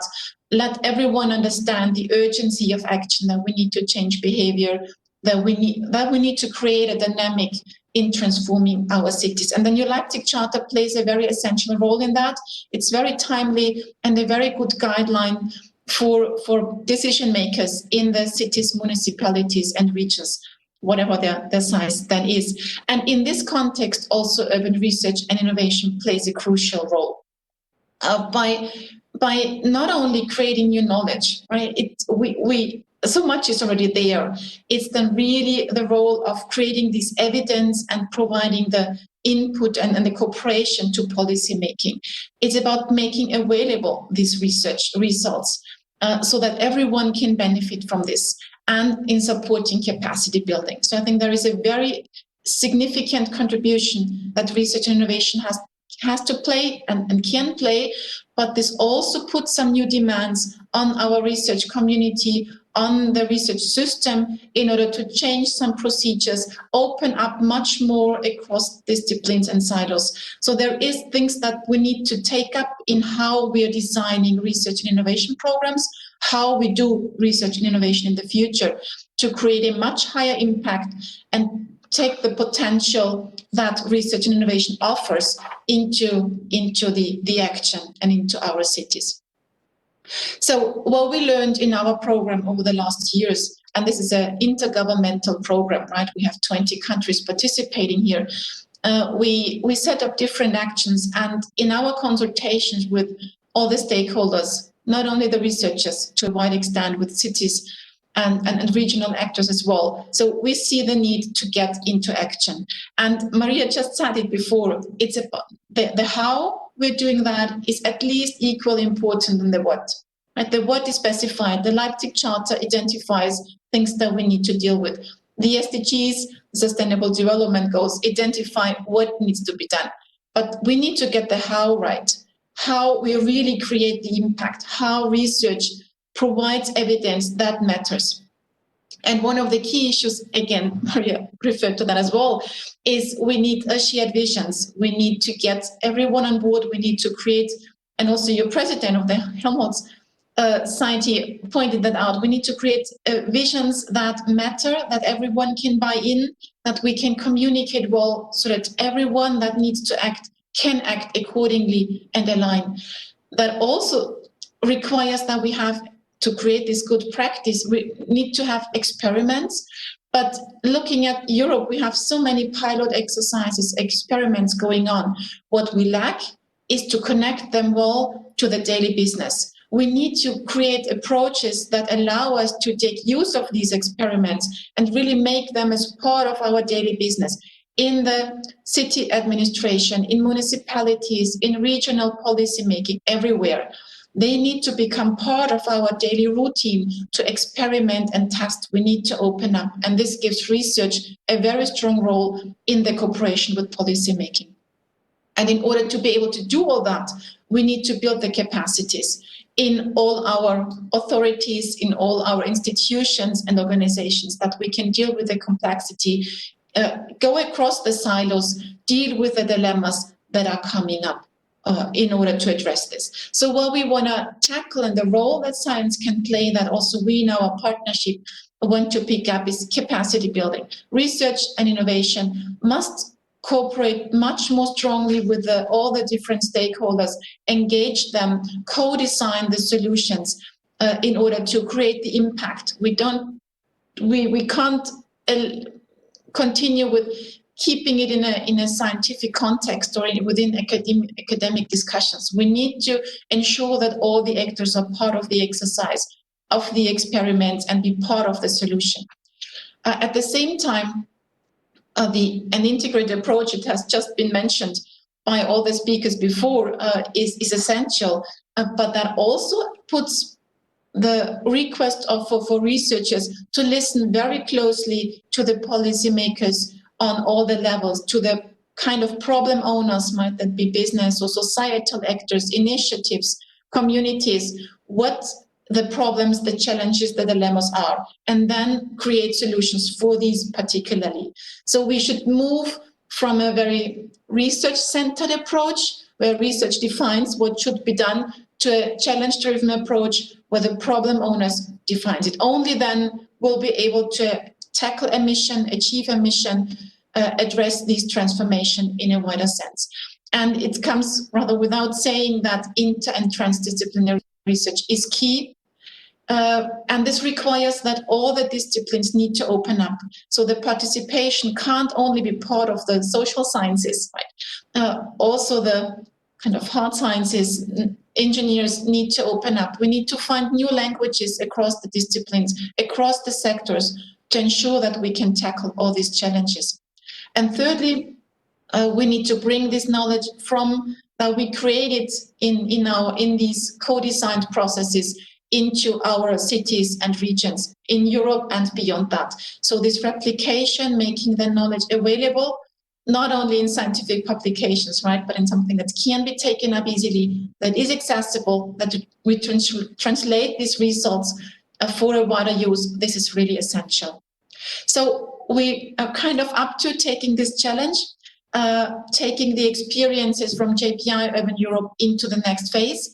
At the moment, we are designing a European partnership called Driving Urban Transition. And this is exactly, as you see the vision laid out here, this is not about a traditional research and innovation program. This is about supporting all the authorities, all the institutions involved, all the urban actors to get and translate global strategies into local action. And that we create the skills and tools so that we can make this change happen. And this requires new procedures, as just laid out. We have identified 3 thematic pillars, 3 priorities, which are aligning strongly to the Green Deal priorities, to the Leipzig Charter priorities, so that we set up a program that really contributes to what policy has laid out as priorities, where we can translate our agenda into specific areas where the transformation needs to play out well. And all of them, if you look at these, will not succeed when we just look into the administrative urban context, right? None of this will play out without the regional context. So when we look into the transforming our urban energy systems and creating positive energy districts and neighborhoods, we can't do that without the regional energy system, without compensating the dense urban areas and taking advantage of regional opportunities for renewable energy generation. Likewise, the mobility system, 15-minute city concept offers different opportunities to create neighborhoods, might they be dense or less dense populated, to provide and create all the services within a sufficient reach that we need to connect all the different functional regional areas well in a mobility system that works through different modes.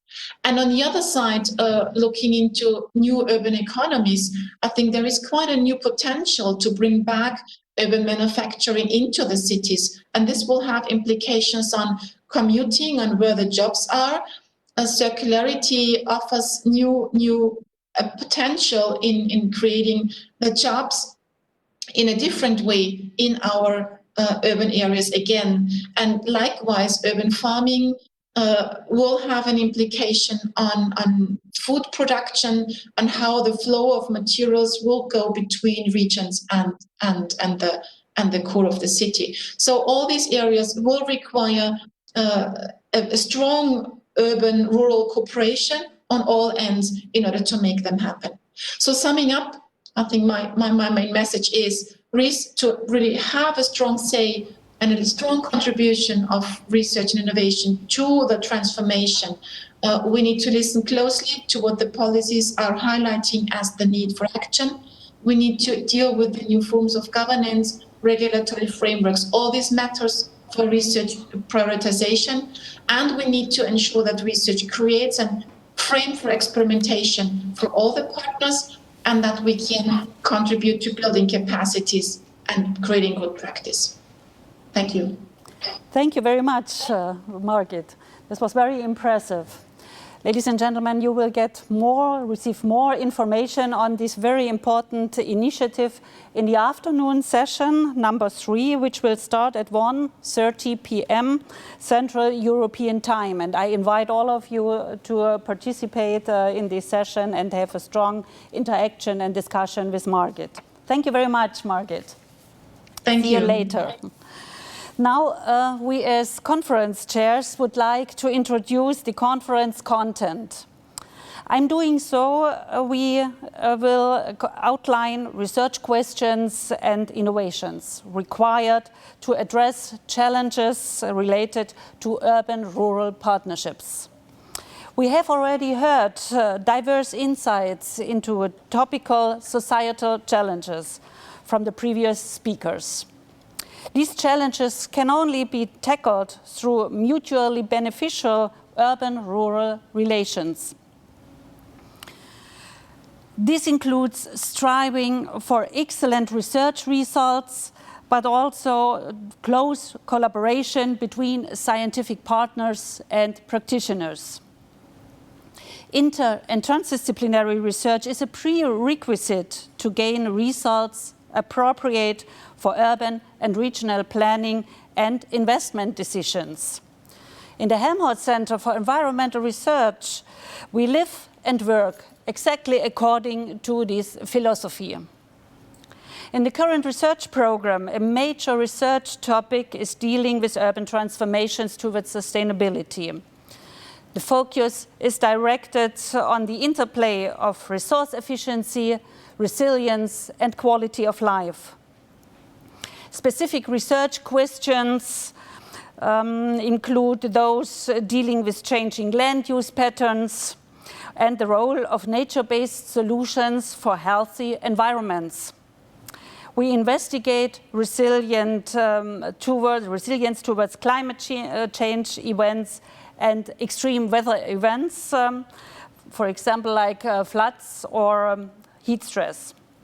We draw attention on water provision and appropriate infrastructure facilities, and all questions need to be tackled by considering the urban-rural continuum. To ensure the livability of all communities, from the large city to the peripheral rural hinterland, we must consider the specific local context.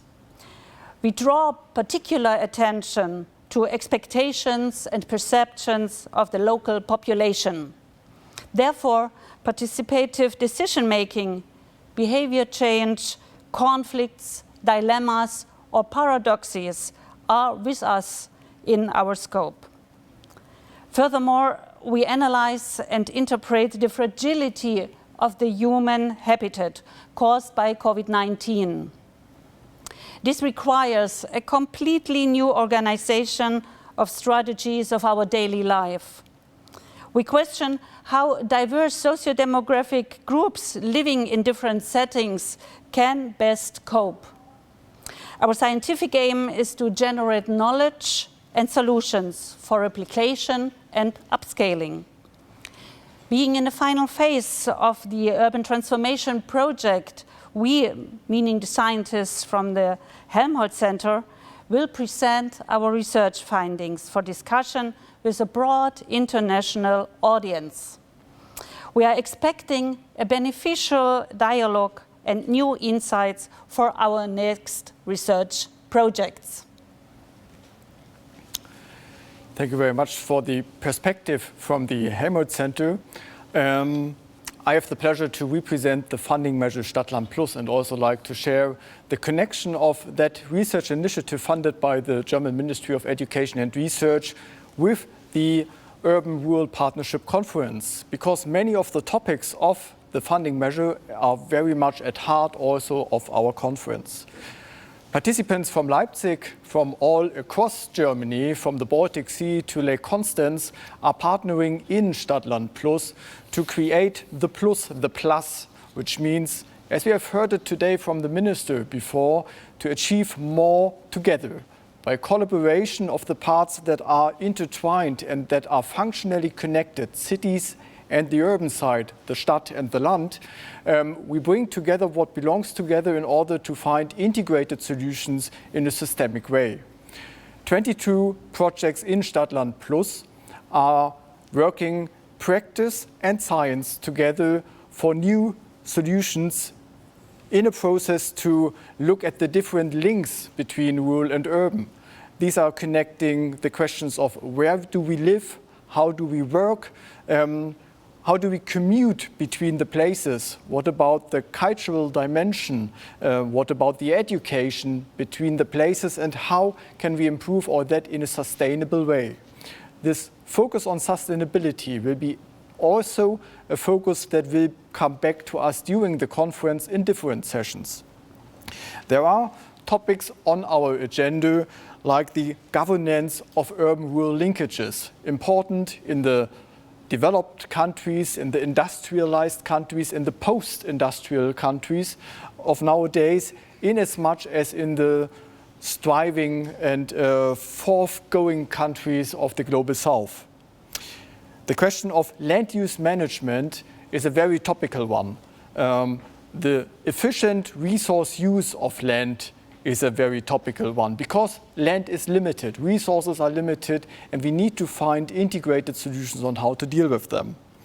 The question of resilience at extreme events has been mentioned by Sigrun Kabisch, because this is at the heart maybe of her research work as well here at the Helmholtz Center, and a couple of her colleagues will present interesting sessions later today as well.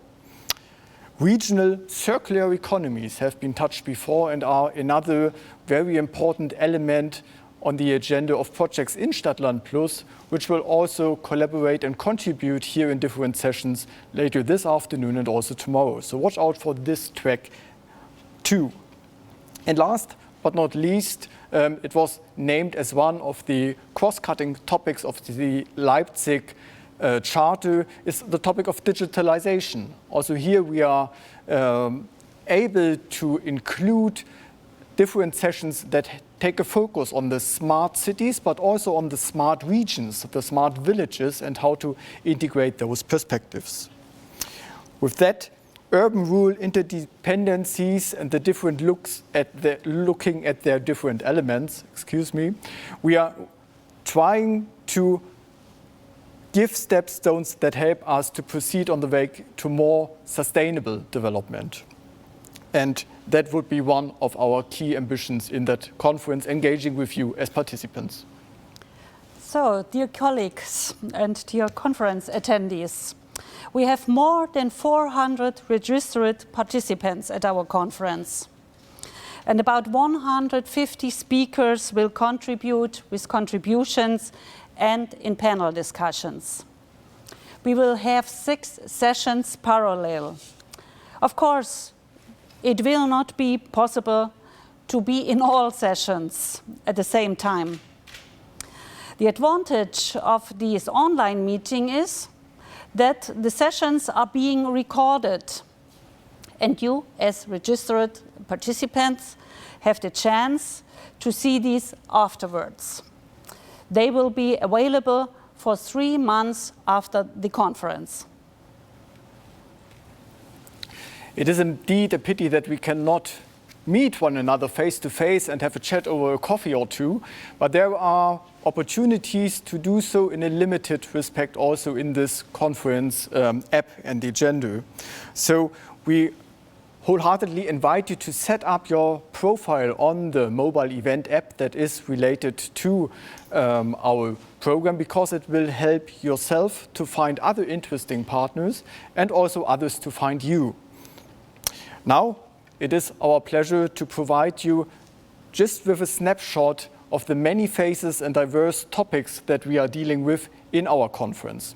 We have asked the poster presenters to provide a short pitch that will introduce to you their posters. And the poster session will follow during the lunch break, as it is typical for also physical meetings. So you will be able to get in a direct dialogue with them, maybe with some food and drink at your fingertips. More about the technique just a bit later, but first of all, have a look with us at the interesting presentations and pitches and watch out which one might be of most interest for you.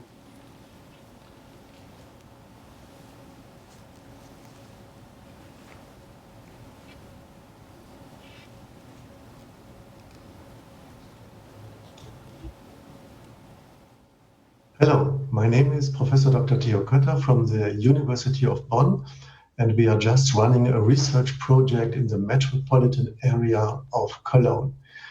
This project focused on three main topics. The first one is developing a multi-criteria indicator catalog for sustainable regional development. The second topic is developing an algorithm to determine the infill development potentials in all municipalities in the region. And the third point is developing a new approach, a process for developing a master plan for the entire region. Thank you for your interest.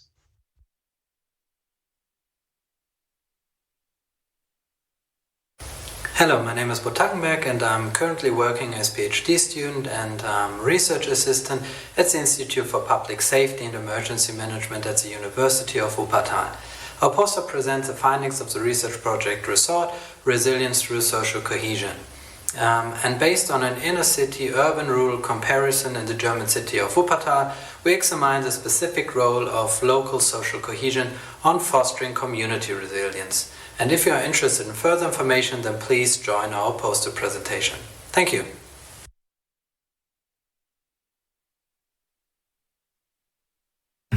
Hello, my name is Tobias Henning and I'm currently working for the Leipzig district in North Rhine-Westphalia, Germany. The municipalities in our region are facing both growth and shrinkage at the same time. Our goal is to establish a system of sustainable land use management in order to manage the hereby arising land use conflicts. If you'd like to know more about the steps and measures that were carried out to ensure a high level of participation and to balance diverging interests, I'd like to welcome you to have a look at our poster or contact us directly.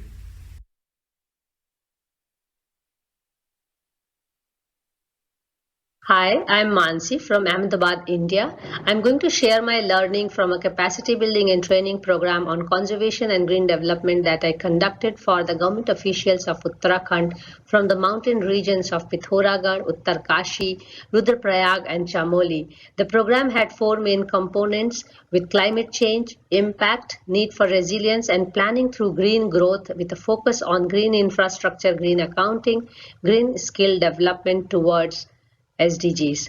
Thank you.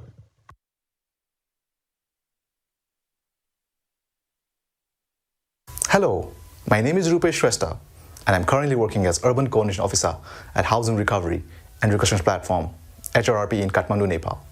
In April 2015, a devastating earthquake struck Nepal, which is named as Gorkha earthquake. It caused large destruction both at rural and urban areas of Nepal. Our poster gives a background of the disaster and how we are undertaking post-disaster recovery efforts. Through case studies, it shows gaps and overlaps in the reconstruction approaches. Housing is not a product, it's a process. We have learned that urban housing recovery should be holistic and should consider a settlement-level approach. If you want to get in touch with me, I can offer you learnings from Nepal in the area of post-disaster recovery and settlement planning. We can use this opportunity to delve into ideas for building resilience in both urban and rural areas. Thank you and looking forward to getting in touch with you at URP2020.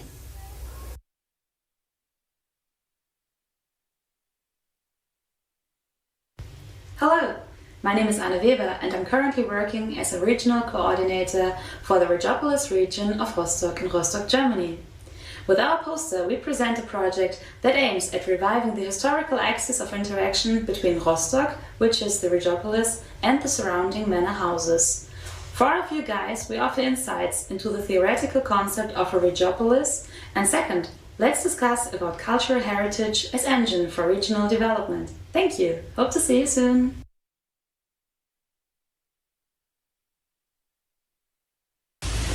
Hello, my name is Shubhashri Nath and I was a student research assistant at the Helmholtz Center for Environmental Research, UFZ Leipzig. My poster is a summary of my master thesis conducted in collaboration with UFZ and Bauhaus University Weimar. It proposes a novel method to assess livability in informal settlements by interviewing the residents and analyzing it through fuzzy cognitive mapping. The method can be adopted as a guiding tool by the municipality to find the actionable areas which can ensure better livability while upgrading slums.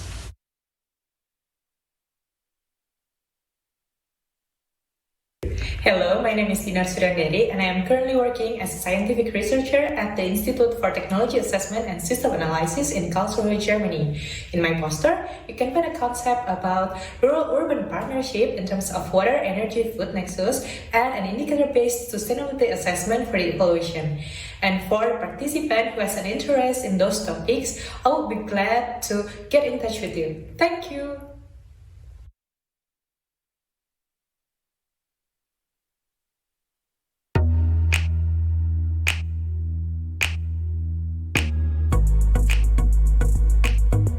Hello, my name is Matthias Proske and I'm currently working as a director at the Regional Association Northern Black Forest in Pforzheim in Germany.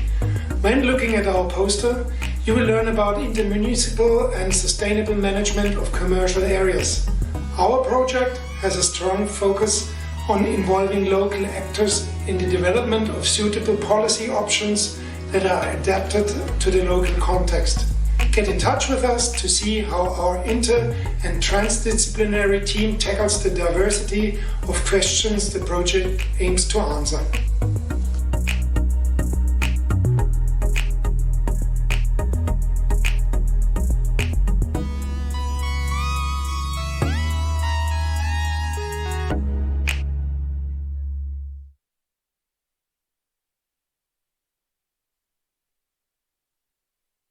My name is Richa Lamba and I'm working as a landscape architect in Surat, India. Symbiotic Landscapes talks about the tribal agrarian societies in the peri-urban town of Silvassa. The uniqueness of this project lies in its sensitive approach towards achieving a middle ground between the various stakeholders and the local ecological character to establish a resilient urban-rural partnership in the region. Through this research, I can offer innovative design solutions for contextual specificities with rural-urban spatial conflicts.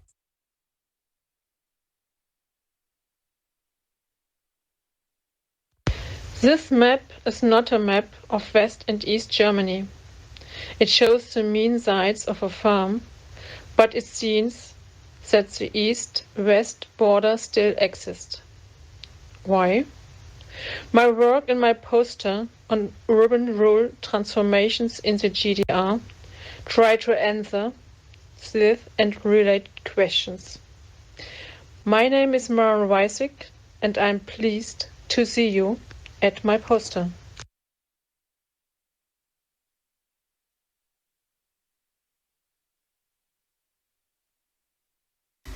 Hello, my name is Eva Nedorostová and I'm a PhD student at the Jan Evangelista Purkyně University in Ústí nad Labem, Czechia. With my colleague Pavel Raška, we were interested in how and for what specific reasons the parks are being revitalized. So the poster shows the examples of good practice and how it's done here in Czechia.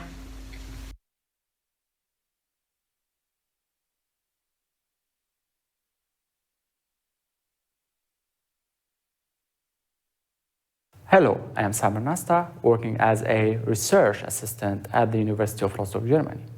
With our poster, we would like to present you our expert support system, which aims in the context of the project Prospero to plan interactions and material flows between the rural and the urban regions. This system enables you to analyze the current situation of the recycling sites and to plan improvements. So feel free to contact us by email or phone through this website you see below.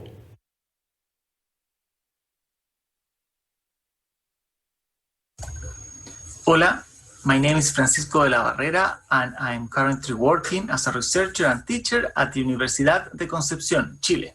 In this poster, we show an analysis of one of the central regions of Chile with strong rural-urban links, but that lack of green infrastructure elements because small fragments of natural ecosystem on rural areas that are close to urban areas become invisible in some maps, and therefore remains unprotected.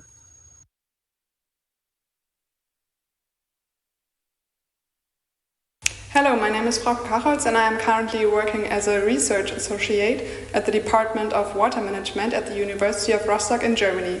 I invite you to take a look at our poster as it describes a method for the detection of river section surcharge at an early planning stage.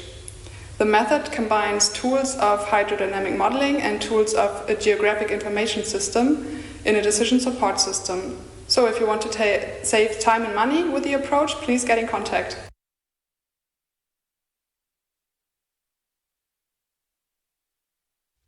Hello, I'm Jeremy Fackenthal, the Managing Director at the Institute for Ecological Civilization. And I'm Ellie Leaning, the Projects Director at EcoCiv. What makes our poster unique is the focus on transitioning from circular economies in the context of supply chains to that of governance, as well as combining approaches to circular economy with bioregional perspectives. We are happy to talk further about these case studies or enabling environments to expand circular economies beyond supply chains.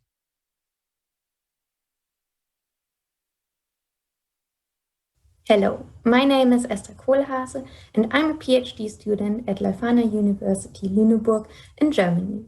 My colleagues and I conducted a systematic literature review about economic instruments in the context of sustainable land use. We investigated which instruments were already applied and which targets they pursued. If you are interested in gaining deeper insights into our results, do not hesitate to contact us.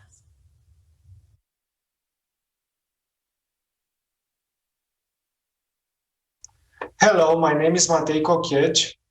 And my name is Miruna Dragia, and we are both working as teaching assistants at Ion Mincu University of Architecture and Urban Planning in Bucharest, Romania. Our poster illustrates the need for an intermediate scale of territorial planning in functional urban areas focused on issues related to the peri-urban growth. We will be happy to share insights on specific territorial planning issues concerning the peri-urbanization phenomenon in Romania in the broader context of post-socialist development.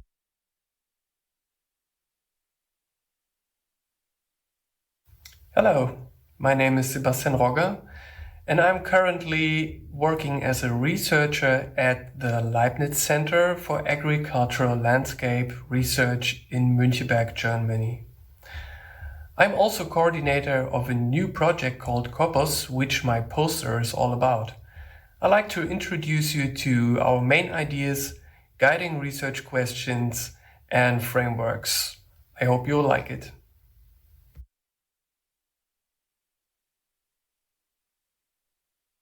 Hi, my name is Vera Götze and I'm currently doing my PhD at the University of Bern in Switzerland.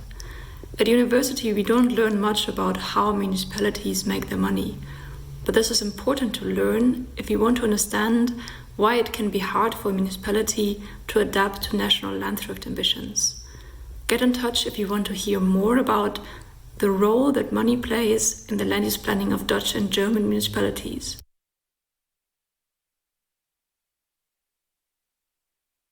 Hello, I'm Ehsan Tavakkoli, a student researcher at Leibniz Center for Agricultural Landscape Research in Müncheberg, Germany. My poster conveys the main message of the research at the first glance, so it doesn't overwhelm you with extra graphs and information. Once it has attracted your attention, I can use the sidebars to explain further details to you. If you would like to download the paper, please click on the link or scan the QR code. Thank you.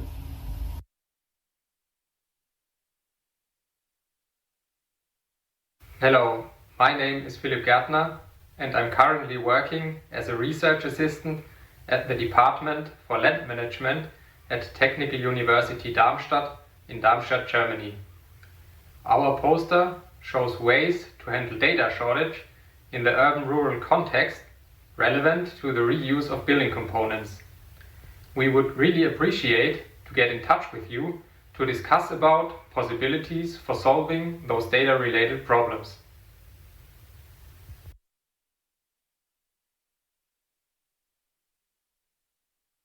Hello, my name is Gilles Jean-Louis and I'm working as a researcher at the Institute for Ecological Economy Research in Berlin.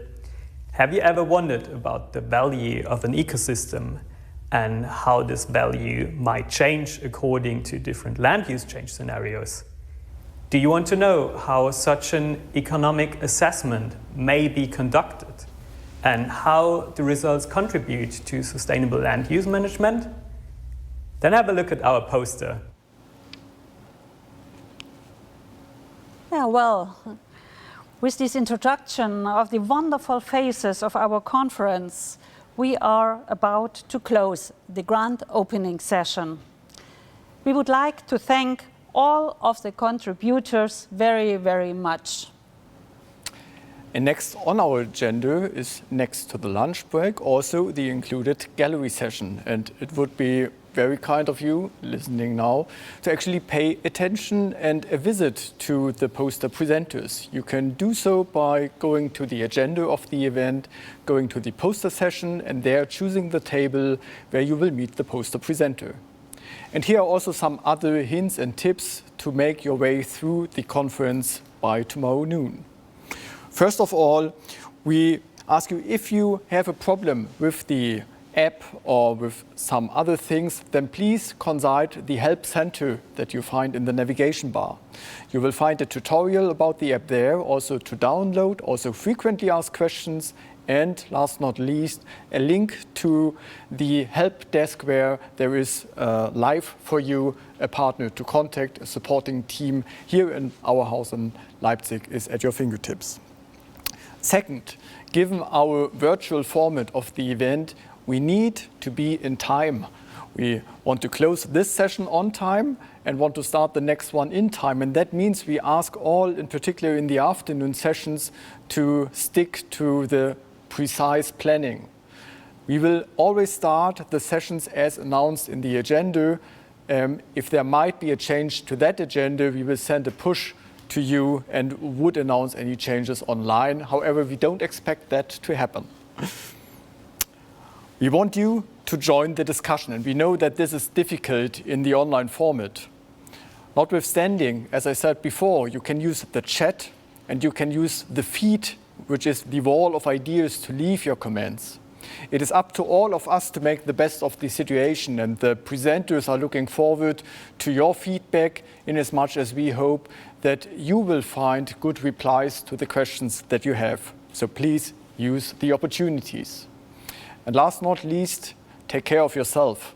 Take the advantage of maybe not always being visible to us by having the window open, having some drinks and food at your fingertips, and enjoying in your pyjama or in the way as you like to do it, the events and presentations going on.